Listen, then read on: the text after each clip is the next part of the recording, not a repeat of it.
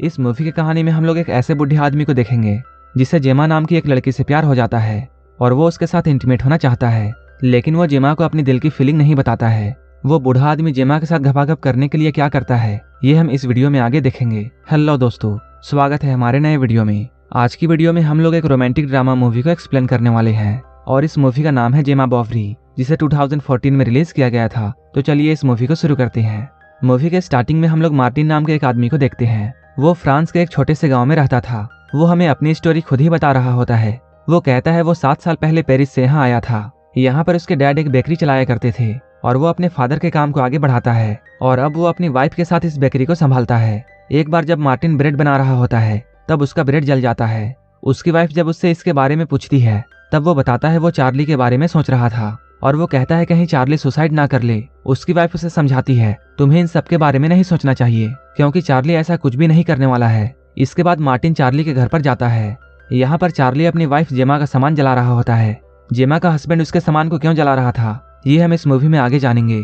Charlie जब यहाँ से जाता है तब यहाँ पर मार्टिन को जेमा की डायरी मिलती है। उस डायरी को छुपाकर वो अपने पास रख लेता है। घर आकर मार्टिन उस डायरी को पढ़ता है और यहाँ से इस मूवी की स्टोरी शुरू होती है और ये स्टोरी हमें फ्लैशबैक में दिखाई जाती है। इस मूवी में काफी समय पहले का वक्त दिखाया जाता है। यहाँ जेमा की शादी चार्ली के साथ हो रही होती है और चार्ली जेमा को लेकर इस छोटे से गांव में रहने के लिए आया था। जब मार्टिन अपने नए पड़ोसियों को देखता है तब वो इनके पास जाता है। ये लोग यहाँ पर काफी बातें करते हैं। एक दिन चार्ली जेमा को लेकर मार्टिन की दुकान पर आता है। यहाँ जेमा मार्टिन के बनाए हुए ब्रेड को टेस्ट करती है। वहीं दूसरी ओर मार्टिन भी जेमा की खूबसूरती को देख रहा था और वो उसकी खूबसूरती को देखकर उसकी तरफ अट्रैक्ट हो जाता है। इसके बाद शाम में जब मार्टिन अपने घर आ रहा होता है तब उसकी मुलाकात रास्ते में जेमा से होती है। ये लोग रास्ते में बातें करते हुए जा रहे थे। इसके बाद मार्टिन उसे गार्डन दिखाने के लिए ले जाता है। यहाँ के फ्लावर्स को देखकर जेमा बहुत खुश होती है।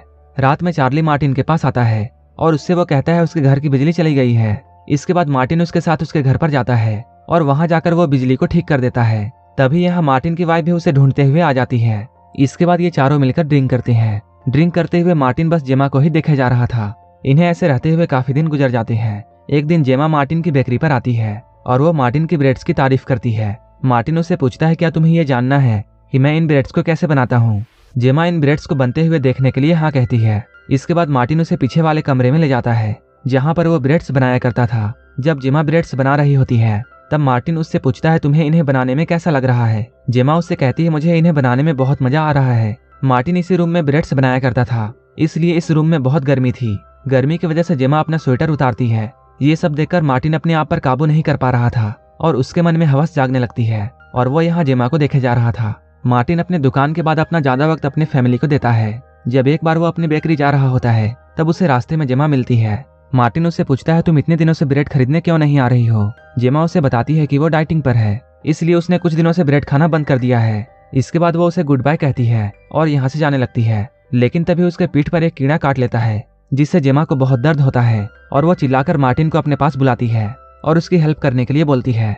मार्टिन उसकी हेल्प करने लगता है और वो उसके कपड़े को हटाकर कीड़े को ढूंढता है। मार्टिन जेमा से कहता है तुम्हें एक जहरीले कीड़े ने काट लिया है और मुझे इसका जहर चूस के बाहर निकालना होगा।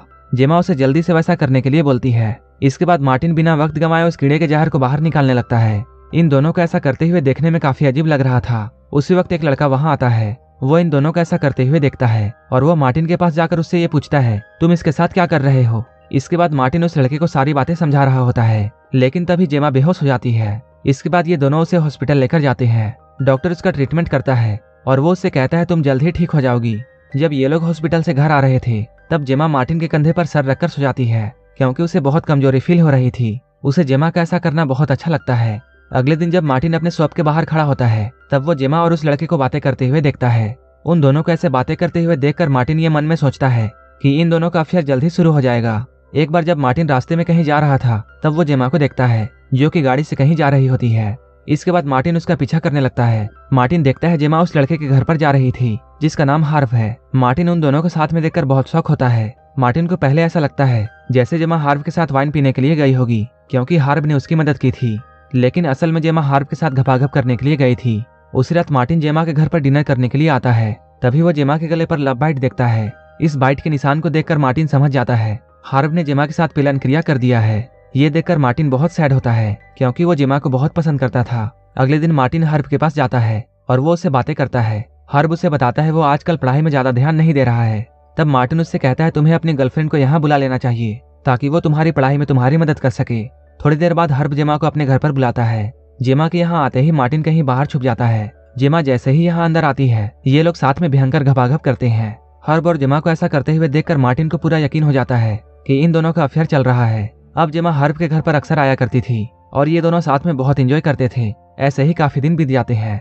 एक दिन जेमा मार्टिन के बेकरी में आती है और वो यहाँ से ब्रेड खरीदती है, लेकिन वो ब्रेड का एक टुकड़ा ले जाना भूल जाती है। इसके बाद मार्टिन उस ब्रेड को देने के लिए उसके घर जाता है, लेकिन जैसे ही वो घर के पास पहुंचता है उसे कुछ आवाजें सुनाई देती है। उन आवाजों को सुनकर वो वहीं पर छुप जाता है। जब वो खिड़की से अंदर देखता है तब वो पाता है हर्ब और जेमा घपाघप कर रहे थे। ये दोनों एक दूसरे के काफी करीब थे और जेमा हर्ब को आई लव यू बोलती है, जिसे सुनकर मार्टिन को बहुत गुस्सा आता है। अगले दिन फिर से जेमा हर्ब के घर पर जाती है और ये दोनों जबरदस्त पेलन क्रिया करते हैं। ये लोग घपाघप करते हुए इतने खो जाते हैं कि इन लोगों से हर्ब के मॉम की एक कीमती मूर्ति टूट जाती है। ये देखकर जेमा कहती है वो अपने हस्बैंड से कहकर इस मूर्ति को ठीक करवा देगी। जाते हुए जेमा हर्ब को ये बोलती है हम दोनों को यहाँ से भागकर लंदन चले जाना चाहिए। इसके बाद हम लोग देखते हैं जेमा को एक लेटर मिलता है। उस लेटर को पढ़ने के बाद जेमा हर्ब से मिलने के लिए उसके घर पर जाने लगती है। इधर हर्ब की मॉम जब अपने घर पर आती है तब उन्हें उनकी कीमती मूर्ति नहीं मिलती है। हर्ब अपनी मॉम को बोलता है उस मूर्ति में स्क्रैच आ गई थी, इसलिए उसने उस मूर्ति को पास के एक आदमी को ठीक करने के लिए दिया है। वहीं दूसरी ओर जेमा के पास हर्ब का मैसेज आता है जिसमें वो जेमा को ये लिखता है मैं तुम्हारे साथ लंदन नहीं आ सकता हूँ। ये जानकर जेमा बहुत सैड होती है। इसके बाद वो रोते हुए अपने घर चली जाती है। इधर धीरे धीरे चार्ली को जेमा पर शक होने लगता है, क्योंकि जेमा अब चार्ली पर ज्यादा ध्यान नहीं दे रही थी। इस बात से चार्ली बहुत अपसेट था और वो गुस्से में कुछ दिनों के लिए लंदन चला जाता है। इसके कुछ दिनों के बाद जेमा से मिलने के लिए उसका एक्स बॉयफ्रेंड आता है और उसके एक्स बॉयफ्रेंड का नाम पैट्रिक था। कुछ देर बाद मार्टिन इन दोनों को सड़क पर किस करते हुए देखता है। ये देखकर मार्टिन समझ जाता है कि जेमा को क्या चाहिए। इसके अगले दिन पैट्रिक जेमा के घर पर आता है। जब ये लोग एक दूसरे से बातें कर रहे होते हैं उसी वक्त चार्ली भी अपने घर वापस आ जाता है। जैसे ही वो अपने घर पर अंदर जाता है वो भागता हुआ फिर से बाहर आता है और वो मार्टिन से हेल्प मांगता है। इसके बाद मार्टिन जब चार्ली के घर पर अंदर जाता है तब वो जेमा को मरा हुआ देखता है। उसे देखकर मार्टिन बहुत शॉक होता है। कुछ ही देर बाद पुलिस यहाँ आ जाती है और वो जेमा की बॉडी को पोस्टमार्टम के लिए ले जाती है। इसके बाद जब जेमा की पोस्टमार्टम की रिपोर्ट आती है तब मार्टिन को यह बात पता चलती है कि जेमा की मौत उसके गले पर ब्रेड फंसने से हुई थी। इसके बाद अगले दिन मार्टिन चार्ली को यह बात बताता है, लेकिन चार्ली उससे कहता है जेमा की मौत उसकी वजह से हुई है, क्योंकि वो जब घर के अंदर गया था तब उसने पैट्रिक को जेमा के साथ पीछे से घपाघप करते हुए देखा था। उसे देखकर चार्ली को ऐसा लगा जैसे पैट्रिक जेमा के साथ जबरदस्ती कर रहा है, इसलिए वो चार्ली के साथ फाइट करने लगा।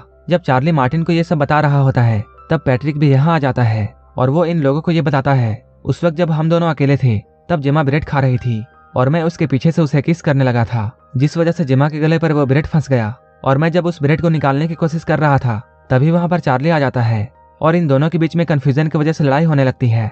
ये दोनों लोग आपस में लड़ने में इतनी बिजी हो गए कि इन दोनों को जेमा का जरा भी ख्याल नहीं आया और यहाँ पर जेमा की मौत दम घुटने से हो जाती है। यहीं पर इस मूवी के फ्लैशबैक की कहानी खत्म होती है और यहाँ से हम प्रेजेंट टाइम में देखते हैं जहाँ मार्टिन का बेटा उससे ये कह रहा होता है हमारे घर के पड़ोस में एक रशियन कपल रहने के लिए आई है।